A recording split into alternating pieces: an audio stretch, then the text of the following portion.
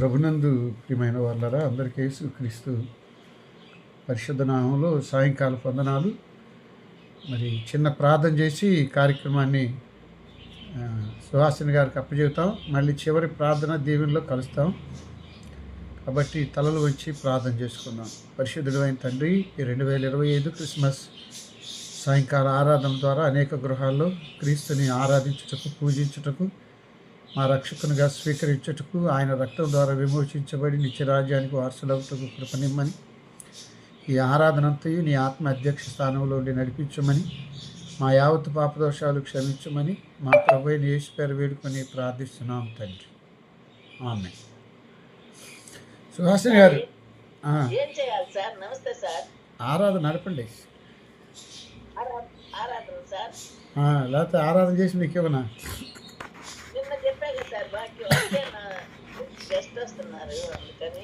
సరే సరే, చిన్న పాట పాడుకుందాం.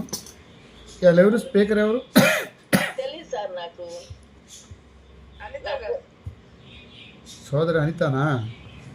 సరే, క్రిస్మస్ కీర్తన, ఒక చిన్న కీర్తన పాడుకొని ఆరాధన జరిపి ఈ కార్యక్రమాన్ని మీకు ఇస్తాను. ఆంధ్ర క్రైస్తవ కీర్తనలో నుండి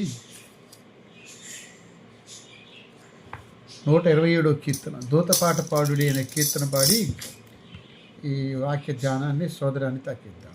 దూతపాట పాడుడి, రక్షకుని స్తుతించుడి, ఆ ప్రభుండు పుట్టెను బెత్లెహేమునందున,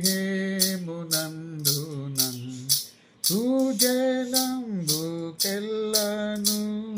సౌఖ్య సంభ్రమాయేను, ఆకాశంబునందున రోగు పాట చాటుడి, దూత పాట పాడుడి, రక్షకుని స్తుతించుడి, ఊర్ధ్వలోకమందున గొల్వగాను శుద్ధులు, అంత్యకాలమందున కన్యగర్భమందున పుట్టినట్టి రక్షక, ఓ ఇమ్మానుయేల్ ప్రభు, ఓ నరావతారుడా, నిన్ను వేన్న శక్యమా, దూత పాట పాడుడి, రక్షకుని స్తుతించుడి, రావే నీతి సూర్యుడా, రావే దేవపుత్రుడా, నీదు రాక వల్లను లోక సౌఖ్యమాయేను, భూనివాసులందరూ మృత్యు భీతి గెల్తురు, నిన్ను నమ్ము వారికి ఆత్మశుద్ధి కల్గును, దూత పాట పాడుడి, రక్షకుని స్తుతించుడి. వీలున వారు లేచి నిల్చొని ఆరాధన క్రమాన్ని జరుపుకుందాం. తండ్రి యొక్కయు, కుమారుని యొక్కయు, పరిశుద్ధాత్మ యొక్కయు నామమున ఆమేన్. ప్రభువా మమ్మను కనికరింపుము, క్రీస్తు మమ్మను కనికరింపుము, ప్రభువా మమ్మను కనికరింపుము. అందరూ కలిసి అపోస్తల విశ్వాస ప్రమాణాన్ని ఒప్పుకుందాం. భూమి ఆకాశములను సృజించిన సర్వశక్తి గల తండ్రి అయిన దేవుణ్ణి నమ్ముచున్నాను. ఆయన ఏక కుమారుడు మన ప్రభు అయిన యేసుక్రీస్తును నమ్ముచున్నాను.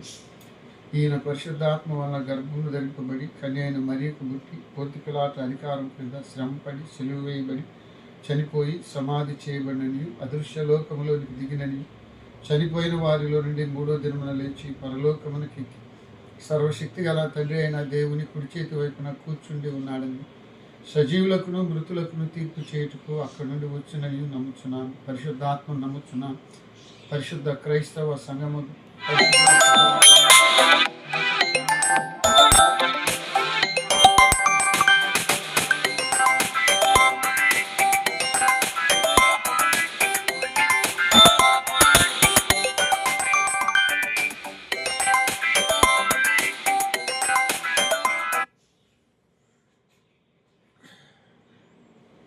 ప్రభునందు ప్రియమైన దేవుని బిడ్డలారా, మరి ఈ 2025 క్రిస్మస్ సాయంకాల ధ్యానాల్లో మనకి దేవుని వర్తమానం అందించడానికి మా సోదరి అనిత, దేవరపల్లి అనిత ఏర్పరచబడ్డారు. కాబట్టి వారు దేవుని వాక్యాన్ని అందించాలని వారిని ప్రేమతో ఆహ్వానిస్తున్నాం. వారు వాక్యాన్ని అందించక ముందు ఆంధ్ర క్రైస్తవ కీర్తనలో నుండి 112 కీర్తన, రివైల్ ఫామ్లో 39 కీర్తన రక్షకుండ ఉదయించినాడట అనే కీర్తన అనంతరం దేవరపల్లి అనిత గారు ప్రార్థన చేస్తారు, వాక్యం చెప్తారు. లేఖనం చదవాల్సి వస్తే, బైబిల్ చదవాల్సి వస్తే దేవరపల్లి లత గారు బైబిల్ చదువుతారు. రక్షకుండు దయించినాడట మన కొరకు పరమా, రక్షకుండు దయించినాడట, రక్షకుండు దయించినాడు. రారెగొల్ల బోయులారా తక్షణమున పోయి మన నిరీక్షణ ఫలమొందుదాము.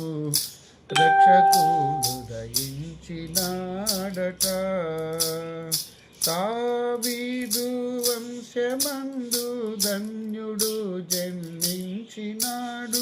దేవుడగు యెహోవా మన దిక్కు చేరి చూచినాడు. రక్షకుండు దయించినాడట, గగనము నుండి దిగి గనుడు గాబ్రియేలు దూత తగినట్టు చెప్పేవారికి మిగుల సంతోష వార్త.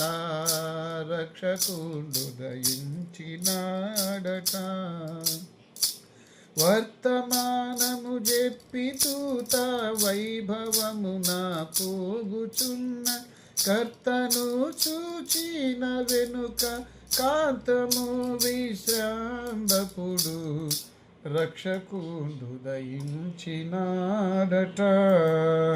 పశువుల తొట్టిలో నా బాసిల్ వస్త్రముల జుట్టి శిశువును కనుగొందురాని శీఘ్రముగను దూత తెలిపే. రక్షకుండు దయించినాడట, అనుచుగొల్లాలొకరికొకరు ఆనవాలు చెప్పుకొనుచు అనుమతిల్చి కడకు క్రీస్తునందరికి తెలిపినారు. రక్షకుండు దయించినాడట.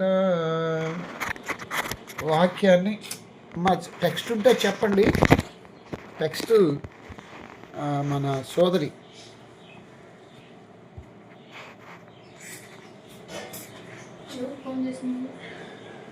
వెంకటేష్ ఈ అబ్బాయి లేదు.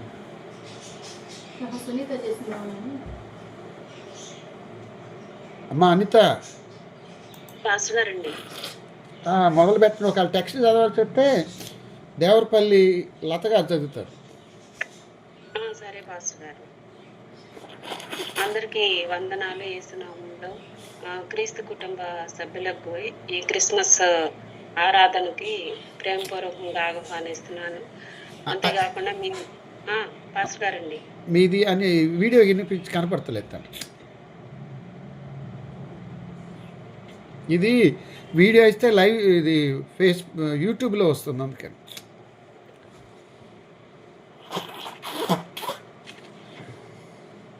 Okay okay. దేవుని నామానికి మహిమ కలుగును గాక. మీ అందరికీ ఈ సాయంకాల సమయంలో క్రిస్మస్ ఆరాధనకి ప్రేమపూర్వకంగా ఆహ్వానిస్తున్నాను. మరి అవకాశం ఇచ్చిన పాస్టర్ గారికి పెద్దలకి వందనాలు తెలియజేస్తున్నాను. మరి ఈ దిన వాక్య భాగంలోనికి వెళ్దాము. ఆదికాండము 3వ అధ్యాయము 15వ వచనం.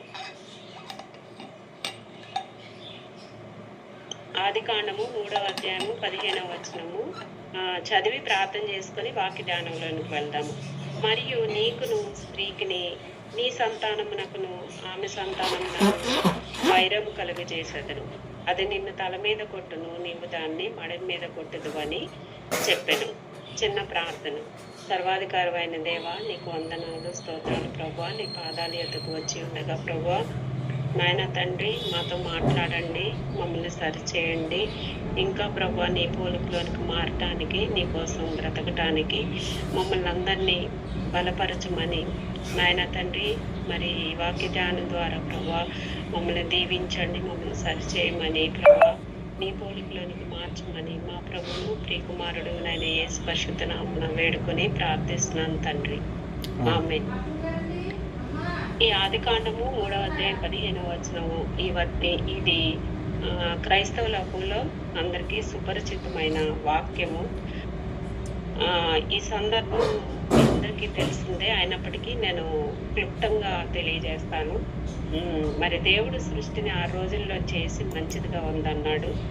మనిషిని చేసినప్పుడు నరుడు ఒంటరిగా ఉండకూడదని సాటి అయిన సహాయాన్ని లేకపోతే సహకారాన్ని ఇచ్చాడు. మరి అవ్వనిచ్చాడు. ఫలించి అభివృద్ధి పొంది విస్తరించి భూమిని నిండించి దాన్ని లోపరుచుకోమని దీవించి మరి వారి కొరకు ఏదైనా ఒక తోటను వేసి అందుట్లో వీరిని పెట్టి మరి ఒక ఆజ్ఞనిస్తాడు. మంచి చెడ్ల తెలివినిచ్చు, వృక్ష ఫలాలను తినకూడదు, మీరు దీన్ని ఈ తోటను సేద్యపరచాలని చెప్తాడు. ఆ వృక్ష ఫలాల్ని, మంచి చెట్లు తెలివినిచ్చి వృక్ష ఫలాల్ని తిన్నప్పుడు నిశ్చయంగా చేస్తావని దేవుడు ఒక ఆజ్ఞ ఇస్తాడనమాట. మరి అట్లాంటి సమయంలో ఈ 3వ అధ్యాయంలో ఏమవుతుంది, అవ్వ ఆజ్ఞను అతిక్రమించి పాపం చేస్తుంది. మొదటి తల్లిదండ్రులు ఇద్దరు పాపం చేస్తారు.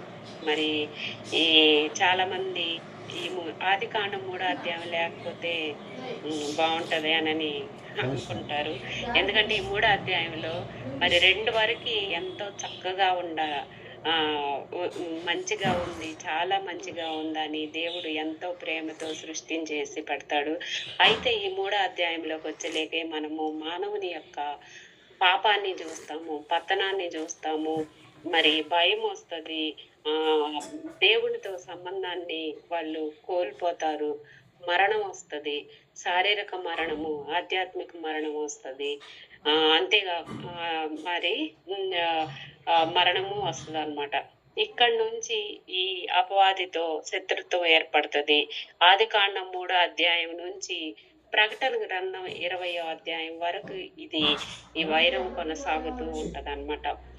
ఈ సందర్భంలో మరి దేవుడు వీరు పండు తిని పాపం చేసినప్పుడు మొదట ఆదాముని అకౌంటబిలిటీ జవాబుదారీతనంగా ఏం చేస్తావు, నువ్వు ఎట్లా అడిగే దిగంబరిగా నీకు ఎట్లా తెలిసింది అని ఫస్ట్ ఆదాముని అడుగుతాడు. తర్వాత ఆదాము నువ్వు ఇచ్చిన స్త్రీ అని స్త్రీ వైపు చూపిస్తాడు. తర్వాత తండ్రి అయిన దేవుడు అవ్వను అడుగుతాడు. అవ్వను అడిగినప్పుడు ఇదిగో ఈ సర్పము నన్ను కుయుక్తితో మోసం చేసింది, అందువల్ల తిన్నాను అన్నప్పుడు ఆ సందర్భంలో ఈ ఆదికాండం 3వ అధ్యాయం 15వ వచనంలో 14-15 వచనాలు 2 యెహోవా దేవుడు సర్పంతో మాట్లాడతాడు. చార్లెస్ స్పర్జన్ అనే భక్తుడు ఈ వచనం గురించి వ్యాఖ్యానిస్తే ఏమంటాడంటే, ఆదికాండం 3వ అధ్యాయంలో పతనం వస్తే, రూయిన్ వస్తే, మరి మానవుని పతనం వస్తే రోమా 3వ అధ్యాయంలో మరి మనకి మానవుని యొక్క విమోచనని చూస్తాము, రిడెంప్షన్ చూస్తాము అని చెప్తాడు. అంతేకాకుండా యోహాను 3వ అధ్యాయంలో ఆ రిడెంప్షన్ ద్వారా వచ్చే రీజనరేషన్, నూతన జన్మ అనుభవాన్ని యోహాను సువార్త 3వ అధ్యాయంలో చూస్తాము అని ఆయన చెప్తారు. అంతేకాకుండా ఈ 3వ అధ్యాయం 15వ వచనంలో సర్పానికి తీర్పు తీర్చబడింది, కానీ మానవుడు పాపం చేసిన ఆది తల్లిదండ్రులకి ఏమవుతుందంటే శిక్షిస్తాడు కానీ వాళ్ళని తెప్పించడు. సర్పానికి శాపం వస్తుంది. వీళ్ళకి శిక్ష ఉంటుంది కానీ శాపం అనేది ఉండదు. అంతేకాకుండా సర్పంతో అంటే సాతానుతో మాట్లాడినప్పటికీ ఆ అందుట్లో ఆ బ్లెస్డ్ రిడీమర్, ఆ విమోచకుణ్ణి, స్త్రీ సంతానమైన విమోచకుణ్ణి మరి వీళ్ళకి సర్పంతో మాట్లాడుతూ వీళ్ళకి సూచిస్తూ తెలియజేస్తాడనమాట. మనము విమోచకుణ్ణి ఇక్కడ చూస్తాము. మరి అప్పుడు విన్న అవ్వ,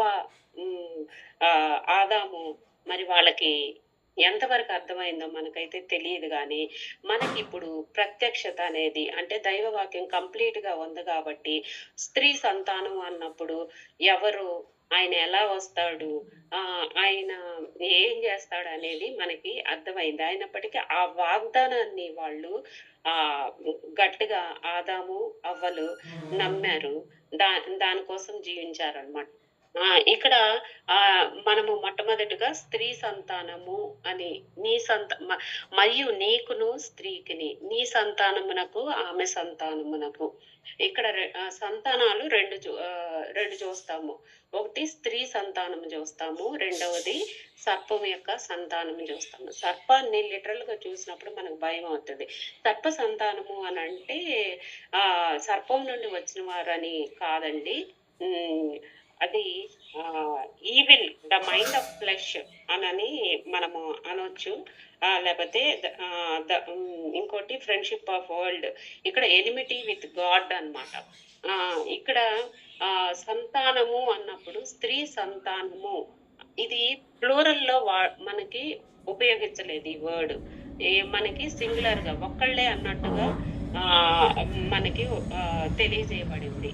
ఆ స్త్రీ సంతానము కన్య అయిన మరియ ద్వారా మనకి ఈ లోకానికి వచ్చారు. ఆ సంతానము పరిశుద్ధమైన సంతానము, అది ఆ సంతానము క్రీస్తు అని మనకి లేఖనాలు తెలియజేస్తున్నాయి. లూకాసు వార్త 1వ అధ్యాయము 31, 34, 35 వచనాలు దయచేసి చదవండి. లూకాసు వార్త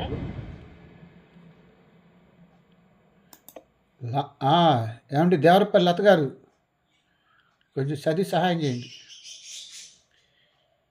లూకాసు వార్త 1వ అధ్యాయము 31. లూకాసు వార్త 1వ అధ్యాయం 31, 34, 35. 31వ వచనం. ఇదిగో నీవు గర్భం ధరించి కుమారుని కని ఆయనకు యేసు అను పేరు పెట్టుదు. 33 తర్వాత 34, 35. 34. అందుకు మరియా, నేను పురుషుని ఎరుగని దానినే, ఇది ఎలాగూ జరుగునని దూతతో అనగా, దూత, పరిశుద్ధాత్మ నీ మీదకి వచ్చును, సర్వోన్నతుని శక్తి నిన్ను కమ్ముకును కనుక పుట్టబోవు శిశువు పరిశుద్ధుడై దేవుని కుమారుడు అనబడును. ఇక్కడ ప్రభువు శరీరధారి అయి ఈ లోకానికి ఏ విధంగా వస్తాడో మనము చూస్తాము. కన్య అయిన మరియకు పుడతాడు. ఇక్కడ సంతానము అన్నప్పుడు కామన్ గా పుట్టే పురుషుడు స్త్రీ కలయిక వల్ల వచ్చేది కాదండి. ఇక్కడ స్పెర్మా అనే వర్డ్ యూజ్ అయింది. ఇక్కడ సింగులర్, ఒక్కళ్ళే అన్నట్లుగా కన్యక అయిన మరియ ఏ విధంగా పరిశుద్ధాత్మ వల్ల గర్భం ధరింపబడి ప్రభు అయిన క్రీస్తు ఈ లోకానికి దేవుడై ఉన్న క్రీస్తు, తండ్రి రొమ్మున ఆనుకొని ఉన్న దేవుడు, అద్వితీయ కుమారుడు, ఆయన శరీరధారి అయి ఈ లోకానికి వస్తాడనమాట. ఆయన పుట్టుకలో పరిశుద్ధత, ఆయన దేవుడు, ఆయన మానవుడుగా ఈ లోకానికి వచ్చేటప్పుడు పరిశుద్ధుడుగా వచ్చాడు. పురుషుడి ప్రమేయం లేకుండా పరిశుద్ధాత్మ సహాయంతో ఆయన గర్భం ధరింపబడి కన్యకు పుట్టాడు. అది ఇక్కడ క్రీస్తు యొక్క పుట్టుకను తెలియజేస్తుంది. ఇక్కడ ఇంకోటి సర్ప సంతానము. ఇక్కడ సర్ప సంతానము కూడా మనము బైబిల్లో మనం చూడవచ్చు. నెక్స్ట్ ఇమీడియట్ కాంటెక్స్ట్ చూసినప్పుడు మరి తర్వాత ఈ ఆదాము అవ్వలు ఏదైనా తోటలో నుంచి బయటకు వెళ్ళగలిగినప్పుడు వీళ్ళకి ఇద్దరు పిల్లలు పుడతారు. మనకందరికి తెలిసినట్టు కయ్యూను, హేబేలు. కయ్యూను ఎవరండి? దుష్టుని సంబంధి అని 1వ యోహాను పత్రికలో మనకి తెలియజేయబడుతుంది. కయ్యూను దుష్టుని సంబంధి, హేబేలు దేవుని సంబంధి. ఈ విధంగా అంతేకాకుండా ఈ ఈ ఈ దుష్టుని సంబంధులు ఎవరెవరుగా వీళ్ళిద్దరికి ఈ విధంగా సర్ప సంతానము, స్త్రీ సంతానం అనేది క్రీస్తు అని చూస్తున్నాము. వీళ్ళిద్దరికి మధ్య ఏముంటదని చెప్పారంటే వైరము అంటే ఏముంటుంది? శత్రుత్వము. మనము ఈ వీళ్ళని సర్ప సంతానాన్ని ఇంకా మనము చూడొచ్చండి బైబిల్లో. ఇష్మాయేలు పోలికను నేను చెప్తున్నాను. ఇష్మాయేలు, ఇస్సాకు, వీళ్ళిద్దరికి మధ్య వైరం ఎప్పుడు ఉంది. యాకోబు, ఏసావు. అదే విధంగా ఇశ్రాయేలీలు ఐగుప్తుకు వెళ్ళినప్పుడు వాళ్ళందరినీ చంపాలని ఫరో హెబ్రీ బాలుర్ని చంపాలని ఫరో వీళ్ళకి వ్యతిరేకంగా ఇది అవుతాడు. అదే విధంగా ఎస్తేర్ కాలంలో యూదులందరినీ చంపాలని హామాను యూదులకి వ్యతిరేకంగా ఒక చట్టాన్ని తీసుకొచ్చి యూదా జాతిని చంపేయాలని చూస్తాడు. ఈ విధంగా వైరం అనేది అంతేకాకుండా క్రీస్తు పుట్టినప్పుడు కూడా హేరోదు ఏం చేస్తాడంటే క్రీస్తుని చంపాలని, ప్రభువుని చంపాలని చూస్తాడు. అంటే ఈ శత్రుత్వం. అదే విధంగా ఈ లోకంలో ఇప్పుడు ఎవరైతే క్రీస్తులో ఉన్నారో వారికి అంటే క్రీస్తు బిడ్డలు కాని వారికి శత్రుత్వం ఉంది. ఆ శత్రుత్వాన్ని ఎవరు డిక్లేర్ చేశారు? ఇక్కడ ఆదికాండం 3వ అధ్యాయం 15వ వచనంలో యెహోవా దేవుడు, తండ్రి అయిన దేవుడు, నీకును నీ సంతానమునకు, అంటే సర్పము యొక్క సంతానం. ఇక్కడ సర్పం లిటరల్ గా సర్పం కాదు, కానీ సాతాను సర్పాన్ని యూజ్ చేసుకొని ఒక టూల్ గా యూజ్ చేసుకొని వాడుకున్నాడు. అందువల్ల సర్పానికి శాపం వచ్చింది. సాతానుగా ఇక్కడ సర్పాన్ని సాతాన్ రిప్రజెంట్ చేస్తుంది. ఆదిఘట్ట సర్పం అని రెవల్యూషన్ ప్రకటన గ్రంథం 12వ అధ్యాయంలో కూడా మనకి ఉంది. అపవాదని, అబద్ధమునకు జనకుడని, ఈ విధంగా సాతాను అని, గర్జించ సింహం వాళ్ళే, ఈ విధంగా రకరకాలుగా సహోదరుల మీద నిందమోపువాడని అపవాది గురించి మనకి ఉంటదన్నమాట. వీళ్ళిద్దరి మధ్య ఈ వైరం అనేది ఉంది. కలుగు చేస్తానని దేవుడే చెప్పాడు. అది నిన్ను తల మీద కొట్టును, నీవు దానిని మడిమ మీద కొట్టుదు అని చెప్పాను. ఆదికాండం 3వ అధ్యాయం 15వ వచనంలో. అది అన్నప్పుడు ఫుట్ నోట్ లో ఆయన అంటే స్త్రీ సంతానముగా పుట్టిన ఆయన సర్పము యొక్క తల మీద కొడతాడు. స్త్రీ సంతానం ఎవరనేది మనం ఇప్పుడు చూసాము లోకాసువార్త 1వ అధ్యాయం. ఆయన ఒక్కడే అనేది కూడా ఇస్మాయిలీలందరూ క్షమించండి ఇశ్రాయేలీలందరూ సంతానం కాదు, కానీ క్రీస్తు ఒక్కడే, వాగ్దానం చేయబడిన క్రీస్తు ఒక్కడే ఆ సంతానం అని, ఆయన ద్వారానే విమోచనని మనకి గలతీ పత్రిక 3వ అధ్యాయము అక్కడ మనము చూస్తాము. 3వ అధ్యాయము గలతీ పత్రిక 3వ అధ్యాయము 16వ వచనంలో ఉంది. నేను చదువుతాను, వినండి. అబ్రహామునకును అతని సంతానమునకును వాగ్దానములు చేయబడెను. ఆయన అనేకులను గూర్చి అన్నట్లు నీ సంతానములకును అని చెప్పక ఒకని గూర్చి అన్నట్టే నీ సంతానమునకు అనెను. ఆ సంతానము క్రీస్తు ఆ సంతానమై ఉన్నాడు. అంతేకాకుండా క్రీస్తు ఏ టైంలో వచ్చాడండి ఈ లోకానికి? కాలము అదే గలతీ పత్రిక 4వ అధ్యాయము 4వ వచనంలో, కాలము పరిపూర్ణమైనప్పుడు దేవుడు తన కుమారుని పంపిన ఆయన స్త్రీ యందు పుట్టి మనము దత్తపుత్రులము కావాలని ధర్మశాస్త్రమునకు లోబడి ఉన్న వారిని విమోచించుటకై ధర్మశాస్త్రమునకు లోబడిన వాడాయను.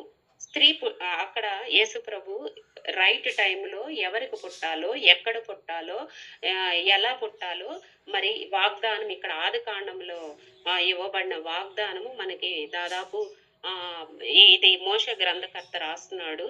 క్రీస్తు పూర్వము 1400 కన్నా ముందు మరి అప్పుడు ఇది రాయబడలేదు, కానీ తర్వాత మోషే రాశాడు దేవుని పరిశుద్ధాత్మ ఆవేశం వలన. లేఖనాలు రాసినప్పుడు, ఫస్ట్ తోరాన్ రాసినప్పుడు, మరి అప్పుడు ఇది ఎన్ని సంవత్సరాల తర్వాత నెరవేరిందో చూడండి దేవుడి యొక్క వాగ్దానము. దేవుడు విమోచకుడుగా ఈ లోకానికి వచ్చాడు ప్రభు. మరి అది నిన్ను తల మీద కొట్టును, నీవు దానిని మడమ మీద కొట్టుదు అని చెప్పాను. ఇక్కడ మడమ మీద కొట్టుదు అని చెప్పాను అని ఉంది. ఎవరు? సర్పము అంటే సాతాను. సాతాను ఎవరిని మడం మీద కొట్టును? యేసు ప్రభువుని. ఇక్కడ మడం మీద కొట్టును అని అంటే పాదం అనేది శరీరములో కింద భాగము. అది శ్రమల్ని, మానవ స్వభావాన్ని చూపిస్తుంది. కొట్టడం అనేది ఏంటంటే శారీరక శ్రమలు, బాధలు, హింసలు. మరి మన ప్రభువు మన కోసము ఏమయ్యారు? ఎంతగానో హింసింపబడ్డాడు. ఆయన శరీరధారిగా ఈ లోకములో ఉన్నప్పుడు ఎంతో హింసను పొందాడు. ఆయన సిలువ వేయబడ్డాడు, శ్రమ పొందాడు, సిలువ వేయబడ్డాడు. దాన్ని చూపిస్తుంది అన్నమాట. అది నిన్ను తల మీద కొట్టును అంటే ఆయన నిన్ను, ఫుట్ నోట్ లో ఆయన అని ఉంది కదా, ఆయన నిన్ను తల మీద కొట్టును. ఆయన అంటే ఎవరు? క్రీస్తు సర్పం యొక్క అంటే సాతాను యొక్క తల మీద కొట్టును అని చెప్పున్నాను. తల మీద కొట్టును అంటే జయాన్ని తెలియజేస్తుంది. ఆయన మరణాన్ని, శిలువ శ్రమలు, మరణము, తర్వాత మరణాన్ని జయించి తిరిగి లేచాడనమాట. ఇది ఈ వచనాన్ని ప్రోటో ఎవాంగలియము అని కూడా అని అంటారనమాట. ఇది క్రీస్తు సువార్తకు నాంది పలికింది. ఆదికాండం 3వ అధ్యాయం 15వ వచనం అనమాట. తండ్రి అయిన దేవుడే తానే ప్రసంగి కూడా ఏం చేశాడు? సర్వ మానవాళికి ఈ ముఖ్యంగా మొదటగా అపవాది కూడా విన్నాడు అనమాట. రక్షకుడు వస్తాడని వాడికి తెలుసు. అందుకే వాడు ఎంతో అలర్ట్ తో ఉండాడనమాట. రక్షకుడు రాకుండా, ప్రజలకి విమోచన అనేది కలగకుండా అనేది. మరి ఇక్కడ ఈ వైరములో కూడా మనము చూసామండి. ఈ వాగ్దానాన్ని క్రీస్తు ద్వారా నెరవేర్చాడు.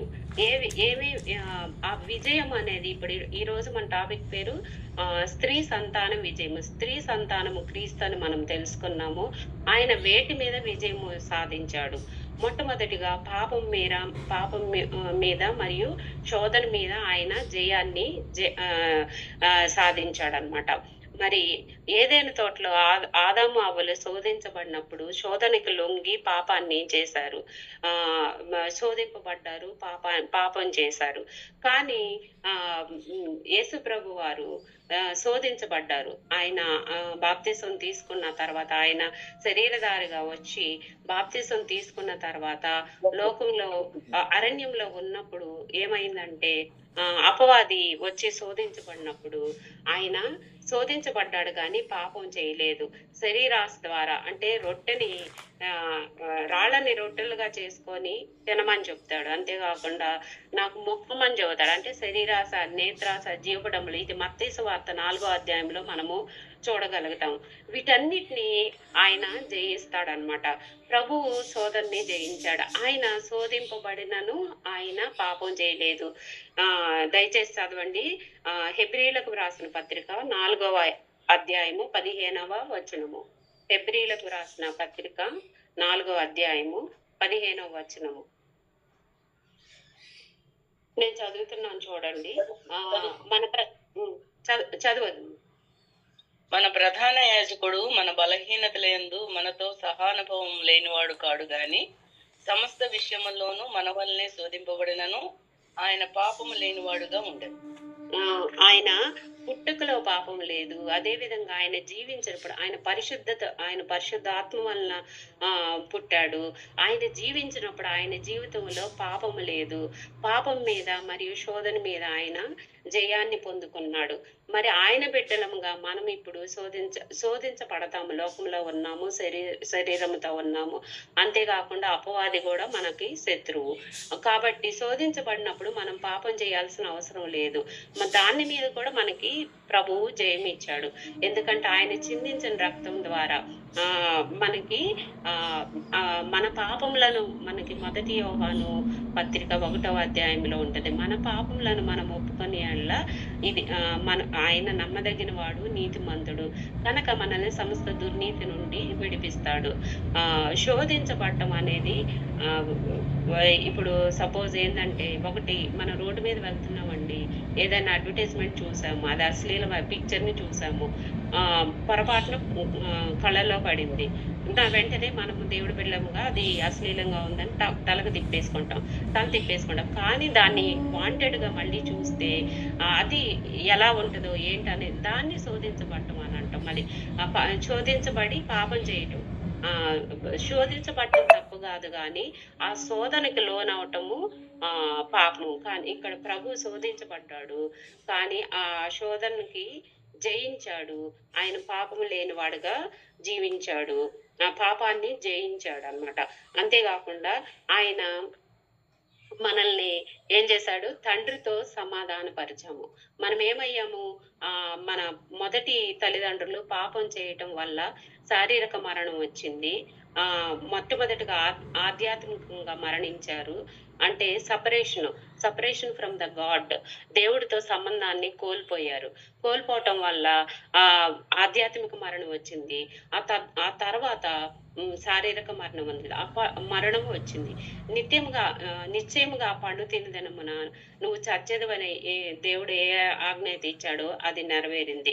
మరి దాన్ని ప్రభు వారు ఏం చేశారు, మరణం నుండి, ఆధ్యాత్మిక మరణం నుండి, శారీరక మరణం నుండి మనల్ని విడిపించడానికి ఆయన వచ్చారు. దాని మీద జయాన్ని ఇచ్చారు. మనం ఏమయ్యాము, తండ్రికి ఏమయ్యాము, శత్రువులమైన మనల్ని ఆయన ఏం చేశారు, సమాధానపరిచారు. ఆయన మన పాపానికి పరిహారం సిలువలో చెల్లించడం ద్వారా విమోచన క్రయధనంగా తన ప్రాణాన్ని పెట్టి మనల్ని ఏం చేశారు, తండ్రితో సమాధానపరిచారు. మనము అబ్బా తండ్రి అని మొరపెట్టుకోవటానికి, ఆయన యొద్దకు వెళ్ళటానికి మనకు మార్గాన్ని సుఖము చేశారనమాట. మరి పాపం యొక్క శక్తి నుండి విడిపించారు, తండ్రితో సమాధానపరిచారు. అంతేకాకుండా శారీరక మరణము, మరి మరణం అంటే ఎవరికి భయం లేదండి, పాపం వలన వచ్చు, కానీ అందరము మరణిస్తాం. పాపం వలన వచ్చు జీతము ఏమన్నారు, మరణము అని దేవుడి వాక్యం తెలియజేస్తుంది. ఆ భయం నుండి మనల్ని ఏం చేశాడు, విడిపించాడు. మరణపు ముళ్ళుని విరిచివేశాడు, మరణం మీద జయాన్ని ఇచ్చాడు. ఆయన మరణము పునరుద్ధానం ద్వారా మునుపు శత్రువులుగా ఉన్న నువ్వు నేను దేవునితో సమాధానపరచబడ్డాము. చూడండి, మరణం మీద జయం గురించి కొలసీలకు రాసిన పత్రిక, అపోస్తలుడైన పౌలు కొలసీలకు రాసిన పత్రిక 2వ అధ్యాయము 15వ వచనంలో ఏముందంటే, మరియు అపరాధముల వలనను శరీరమందు సున్నతి పొందక ఉండటం వలనను మీరు మృతులై ఉండగా దేవుడు వ్రాత రూపకమైన ఆజ్ఞల వలన మన మీద రుణముగాను మనకు విరోధముగాను నుండిన పత్రమును మేకులతో సిలువకు కొట్టి దాని మీద చేవ్రాతను తుడిచివేసి మనకు అడ్డం లేకుండా దాన్ని ఎత్తివేసి మన అపరాధములన్నిటినీ క్షమించి ఆయనతో కూడా మిమ్మను జీవింప చేసెను. ఆయన ప్రధానులను అధికారులను నిరాయుధులనుగా చేసి సిలువ చేత జయోత్సవంతో వారిని పట్టి తెచ్చి బాహాటముగా వేడుకకు కనపరచెను. మనకి విరోధంగా ఏమైందండి, ఒక పత్రం ఉంది, దాన్ని ఏం చేశాడు, ఆ పత్రము మనము చేసిన పాపము, అంతేకాకుండా ధర్మశాస్త్రానికి అతిక్రమించి ధర్మశాస్త్ర ప్రకారం మనం బ్రతకపోవటం, అది కూడా దాన్ని ఏం చేశాడు, సిలువతో కొట్టాడు. దాని మీద చేవ్రాతను తీసివేశాడు, అడ్డం లేకుండా చేశాడు, మన అపరాధాలన్నిటినీ క్షమించి మనల్ని ఆయనతో కూడా జీవింపజేశాడు. ఇక్కడ మరణము నుండి అనే దానికి జయం అనే దానికి రిఫరెన్స్ 1 కొరింథీ 15వ అధ్యాయం 57వ వచనం. దయచేసి చదువుతాను. 1 కొరింథీ 15వ అధ్యాయము 57వ వచనం. ముందు కూడా 55 నుంచి. ఓ మరణమా నీ విజయం ఎక్కడా, ఓ మరణమా నీ ముళ్ళెక్కడా, మరణపు ముళ్ళు పాపము, మరణముకున్న బలము ధర్మశాస్త్రమే. ఆయనను మన ప్రభు అయిన యేసుక్రీస్తు మూలమున మనకు జయము అనుగ్రహించుతున్న దేవునికి స్తోత్రం కలుగును గాక. ఇక్కడ కూడా మనకి ప్రభువు పునరుద్ధానం ద్వారా ఆయన ఈ 15వ అధ్యాయం అంతా మనం ఏ విధంగా లేపబడతామని ప్రభువు ఏ విధంగా శ్రమ పొంది సిలువ వేయబడి చనిపోయి సమాధి చేయబడి మరణాన్ని జయించి ఆయన ఏ విధంగా లేచాడో అదే విధంగా మనం కూడా లేస్తాము, మరణ భయం నుంచి విడిపిస్తాము అనేది తెలియజేస్తూ మరణం మనకి పాపం వలన వచ్చిందని, ఆయన యందు నిరీక్షణ ఉన్నప్పుడు మనం ఏ విధంగా ఈ లోకంతోనే మన జీవితం అంతం అవ్వదని, మనకి సజీవమైన నిరీక్షణ ఇచ్చారని, మరణాన్ని జయిస్తామని, మహిమ శరీరాన్ని ధరించుకుంటామని ఈ రెఫరెన్స్ తెలియజేస్తుంది. అదేవిధంగా హెబ్రీలకు రాసిన పత్రిక 2వ అధ్యాయము 15వ వచనం. హెబ్రీలకు రాసిన పత్రిక 2వ అధ్యాయము 15వ వచనం. కాబట్టి ఆ పిల్లలు రక్త మాంసములు గలవారైనందున ఆ ప్రకారమే మరణం యొక్క బలము గలవారిని, అనగా అపవాదిని మరణము ద్వారా నశింపజేయుటకును, జీవితకాలమంతయు మరణ భయము చేత దాస్యమునకు లోబడిన వారిని విడిపించుటకును ఆయన కూడా రక్త మాంసములో పాలువాడాయను. ఆయన ఈ లోకానికి వచ్చి శరీరాన్ని ఎందుకు ధరించుకున్నాడంట? అపవాదిని మరణం ద్వారా నశింపజేయటానికని ఇక్కడ మనకి తెలియజేస్తుంది అనమాట. మరి అంతేకాకుండా అపవాది క్రియల్ని లయంపరచడానికి, ముఖ్యంగా ఇక్కడ యుద్ధం ఎవరితో అని చెప్పానండి, మరి స్త్రీ సంతానము సర్పానికి మధ్య అని చెప్పినప్పటికీ మెయిన్ గా అది దేవుడికి సాతానికి మధ్య యుద్ధం అన్నమాట. దేవుడి పిల్లలకి అది సాతాను పిల్లలకి మధ్య జరిగే యుద్ధము. ఆ యుద్ధంలో మొట్టమొదటిగా ఆయన ప్రథమ ఫలముగా క్రీస్తు జయించారు. తర్వాత మనం కూడా ఆ జయ జీవితము కలిగి ఉండాలనేది తండ్రి యొక్క చిత్తము.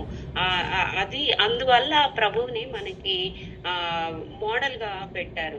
ఇక్కడ రెవల్యూషన్ 20 అంటే ప్రకటన గ్రంథము 20వ అధ్యాయంలో చూడండి, మరణం గురించి మళ్ళీ ఇంకొకటి ఉంటది. అపవాదిని కూడా ఏ విధంగా చేస్తాడు అనేది మనకి ప్రకటన గ్రంథము 20వ అధ్యాయంలో ఉంటది. చూడండి, 14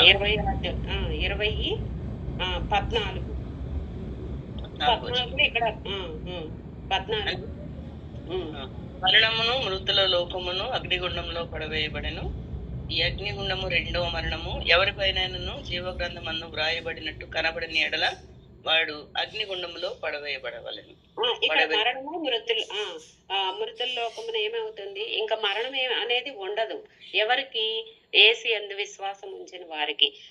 10వ వచనం చూడండి, అపవాదిని ఏం చేస్తున్నాడు? అపవాది మీద జయం వస్తుంది. అపవాదిని 10వ వచనం 20వ అధ్యాయము ప్రకటన గ్రంథం 20వ అధ్యాయం 10వ వచనం.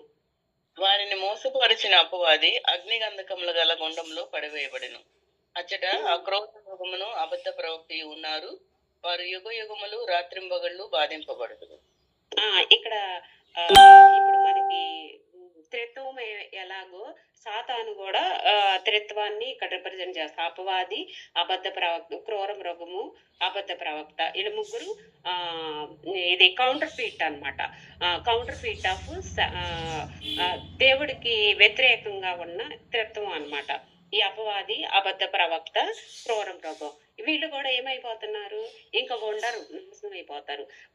ఎవరైతే ఆయన యందు విశ్వాసం ఉంచారో, ఆ బ్లెస్డ్ రిడీమర్, ఆ విమోచకుడు ప్రభు అయిన క్రీస్తు యందు ఎవరైతే విశ్వాసం ఉంచారో వాళ్ళందరినీ ప్రభువు ఏం చేస్తాడు? ఆయన రాజ్యంతో ఉంటాడు. అక్కడ మనకి ఆయన సెకండ్ కమింగ్ లో అందరము ఉంటాము. అప్పుడు ఎవరైతే నమ్ముతారో వాళ్ళు ఉంటారు. అక్కడ దుఃఖం ఉండదు, కన్నీరు ఉండదు, వేదన ఉండదు. మరి ప్రభువు ఈ రోజు వాక్య భాగం ద్వారా స్త్రీ సంతానం యొక్క విజయము అంటే క్రీస్తు యొక్క విజయం ఏంటి? పాపం మీద మరియు శోధన మీద జయము ఇచ్చాడు. మనల్ని కూడా జయించటానికి కావలసిన ఏర్పాటు చేశాడు. వాక్యాన్ని ఇచ్చాడు, ప్రార్థన ఇచ్చాడు ఆయన. అంతేకాకుండా సంఘాన్ని ఇచ్చాడు. నెక్స్ట్ మరణం మీద జయం ఇచ్చారు. నెక్స్ట్ అపవాది క్రియల్ని ఆ, ఆ, అపవాది క్రియల్ని లయం చేశారు. ఆ, అంతేకాకుండా మనకి ఒక సజీవమైన నిరీక్షణ మరణ భయం నుంచి విడిపించారు. అంతేకాకుండా మనము ఒక రోజు ఆయన్ని చూస్తాము, ఆయనతో పాటు ఆయన రాజ్యము రాబోతుంది. అందుట్లో మనల్ని ఉంచుతాడు. మనము ఆయనతో ఉంటాము. అక్కడ దుఃఖం ఉండదు, కన్నీరు ఉండదు, వేదన ఉండదు, సంతోషము సమాధానము ఉంటది. ఇంత గొప్ప రక్షకుడిని చూడండి, మరి దేవుడు ఎంత కృప చూపించాడంటే అపవాదికి తీర్చి శపించాడు. ఆదికాండం 3:15 కానీ పాపము చేసిన వీళ్ళకి మొదటి తల్లిదండ్రులకి కృప చూపించాడు, శిక్షించాడే కానీ వాళ్ళని శాపాన్ని తీర్పు తీర్చి వెంటనే వాళ్ళని త్రోసేయలేదు, వాళ్ళని మరణానికి అప్పగించలేదు. దేవుడు మరి జగత్తు పునాది వేయబడక మునిపే తన ప్రణాళికలో త్రిత్వంలోని రెండవ వ్యక్తి అయిన యేసు ప్రభు వారిని ఈ లోకానికి పంపించారు మన కోసము. అంత గొప్ప దేవుడిని మనము ప్రేమింపబద్ధులమై ఉన్నాము ఆయన కోసం. మరి ఇదంతా మనకి వాక్యం ద్వారా మనకి తెలియజేయబడింది, ముందుగానే తెలియజేయబడింది. ఇప్పుడు మనకి కంప్లీట్ రెవల్యూషన్ ఉంది. ఆనాడు మరి ఆదాము అవ్వకి చెప్పినప్పుడు ఎంతవరకు అర్థమైందో మనకైతే తెలియదు, కానీ ఆయన వస్తాడని, ఆయన ఇదంతా చేస్తాడని మనకి కంప్లీట్ రెవల్యూషన్ ఉంది. కాబట్టి మరి మనము ఆయన కోసము ఏ విధంగా బ్రతుకుతున్నాము ఈ క్రిస్మస్ దినాల్లో? మరి రక్షకుడు మనకి ఎంత నిత్య జీవాన్ని ఇచ్చాడు, మనకి సజీవమైన నిరీక్షణ ఇచ్చాడు, తండ్రితో సమాధాన పరిచాడు. ఇంత గొప్ప భాగ్యాన్ని మనకి ఇచ్చాడు. మనము కేవలం నరకానికి మాత్రమే అర్హులు అయిన మనలకి ఆయన ఇంత గొప్ప భాగ్యాన్ని ఇచ్చాడు. అది మనము నమ్ముతున్నాము. నమ్మిన మనము ఇతరులకి ప్రకటించబద్ధులమై ఉన్నాము. ఎందుకంటే అది ఆయన ఆజ్ఞ. ఆయన పరలోకానికి వెళ్తా ఆయన పునరుద్ధరణై తిరిగి ఆరోహణై వెళ్తా ఆయన ఇచ్చిన ఆజ్ఞ. ఈ ఆజ్ఞని మనము ఎంతవరకు పాటిస్తున్నాము? మన జీవితం ఎట్లా ఉంది? మరి మనకి అనుదిన జీవితంలో పాపం మీద, శోధన మీద జయం వస్తుందా? జయ జీవితం జీవిస్తున్నామా? మరి సాతాన్ని మన కాళ్ళ కింద పెడుతున్నామా? శోధనని కాళ్ళ కింద పెడుతున్నామా? ఏ విధంగా ఉంటున్నాము అనేది మనల్ని మనం ఎగ్జామిన్ చేసుకుందాము. దేవుడికి ఎంతగానో మనము కృతజ్ఞత చెల్లిస్తూ బ్రతుకుదాము. ఇతరులకు క్రీస్తుని, ఈ గొప్ప విమోచకుడిని పరిచయం చేసే వారంగా ఉందాము. ఈ గొప్ప రక్షణ మరి మనము నిర్లక్ష్యము చేసే వారంగా ఉండకూడదు. మనము భయముతో కొనసాగిస్తూ ఇతరులకి ఈ గొప్ప విజయాన్ని ప్రకటించే వారంగా ఉండాలని కోరుకుంటూ ముగిస్తున్నాను.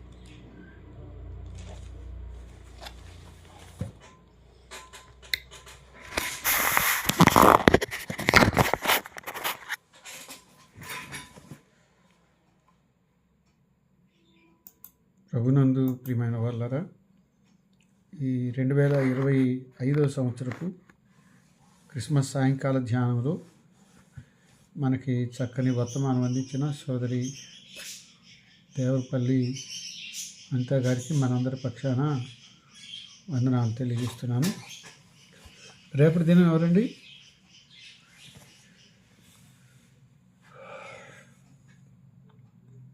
రేపటి దినం ఎవరు? సుమని ఏమన్నా తెలుసా? సుహాసిని గారు కానీ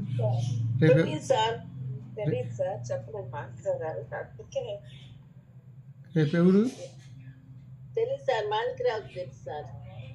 ఓకే ఓకే ఓకే, మీలోనే ఒకళ్ళు అవుతారు కదా. Nirmala madam sir. దేవరపల్లి నిర్మలా గారు. నిర్మలా గారు సార్. వందనాలయ్య గారు, మాణిక్యరావు గారు ఇవ్వాలని చెప్పారండి నాకు. అయ్యో, నేను ఇవాళ ప్రిపేర్ అయ్యాను. రేపు వేరే చోట ఉంది సార్, రేపు కుదరదండి. అయ్యో, ఇవ్వాలని చెప్తే నోట్ చేసుకొని ప్రిపేర్ అయ్యాను. మళ్ళీ నాకు ఫోన్ చేసి అనిత గారు గుర్తుందని అడిగారు నన్ను, మర్చిపోయారు. సరే సరే, మరి ఆ మాట చెప్పలేదు నిర్మలా మేడం. అంటే మీరు పాప అనౌన్స్ చేశారండి దేవరపల్లి. అంటే వాక్యం చెప్పిన పాప అనౌన్స్ చేసేసారు. అంటే ఈ లిస్ట్ ఏమో నా దగ్గర లేదు మేడం. అంటే మొత్తం మాణిక్యరావు చూస్తున్నారు. ఆ, సరే. ఇవాళ అనిత చేశారు. ఆహా. ఫోన్ చేసి చెప్పారండి మాస్టర్ గారికి. మాస్టర్ గారు నాకు చెప్తే నేను నోట్ చేసుకున్నాను. సరే అని అనౌన్స్ చేసి వాళ్ళు ఎవరనగానే ఆ పాప తన పేరు చెప్పేసుకున్నారు. ఇంకా సరేలేని ఆగిపోయాను. రేపు అయితే కుదరదండి, ఇంకో రోజు అయితే చెప్తాను.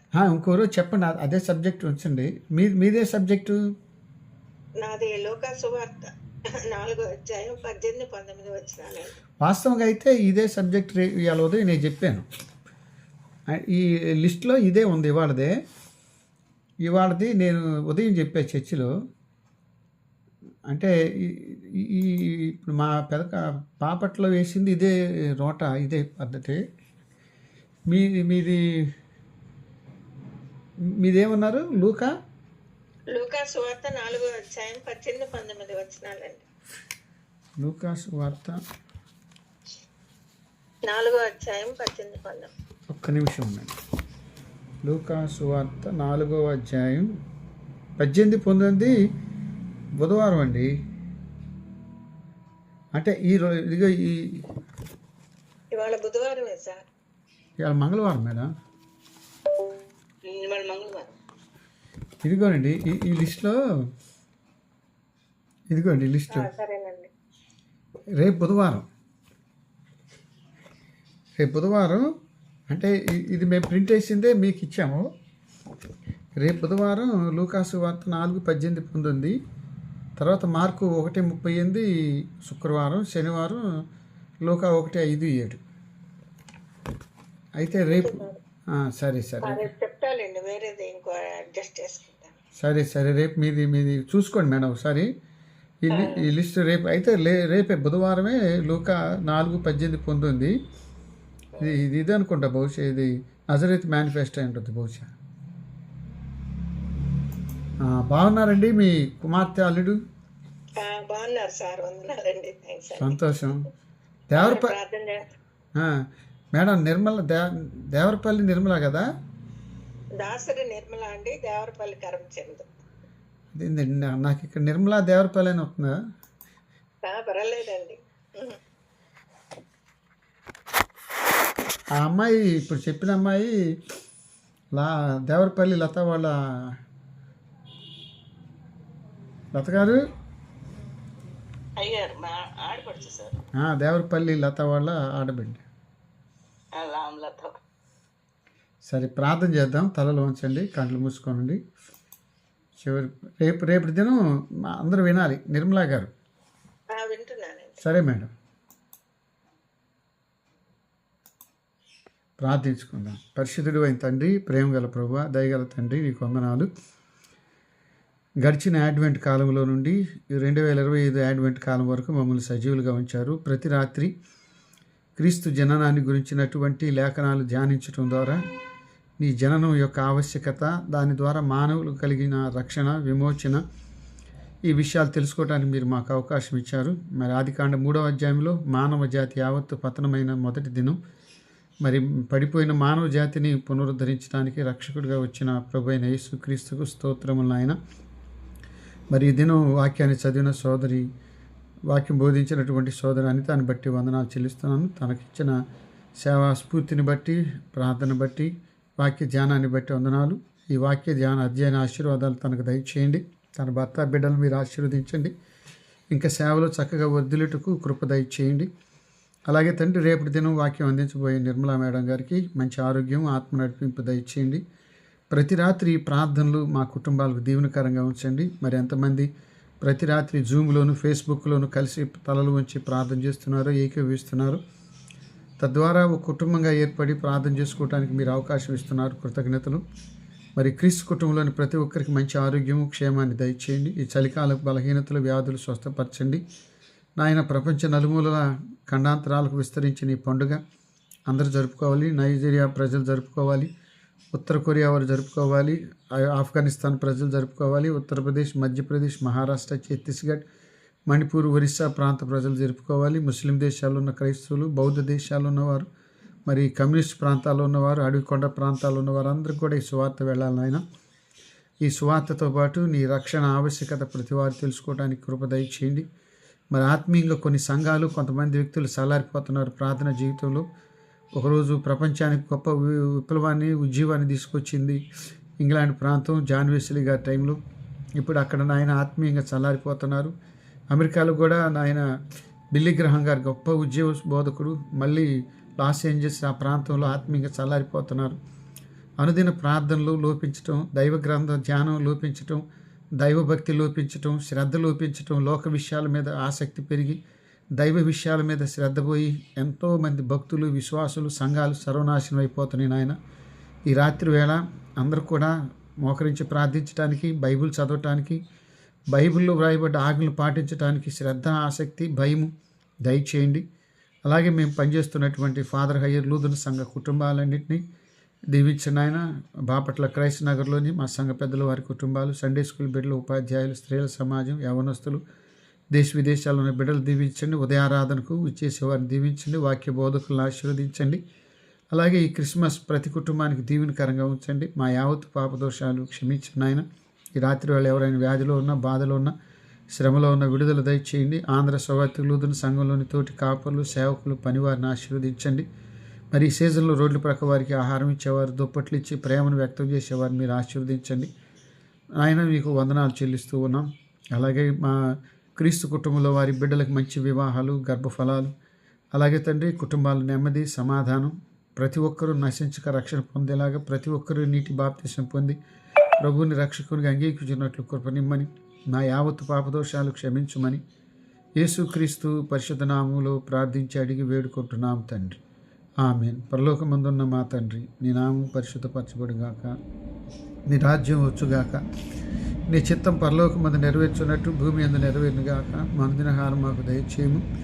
మా ఇలా అపరాధం చేసిన వారిని మేము క్షమించిన ప్రకారం అపరాధం క్షమించము.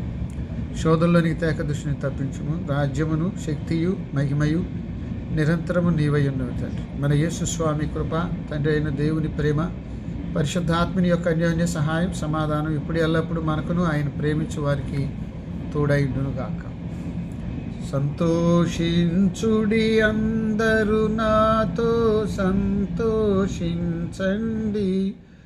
ఒక వింతగు కీర్తన పాడవచ్చితిని సంతోషించండి,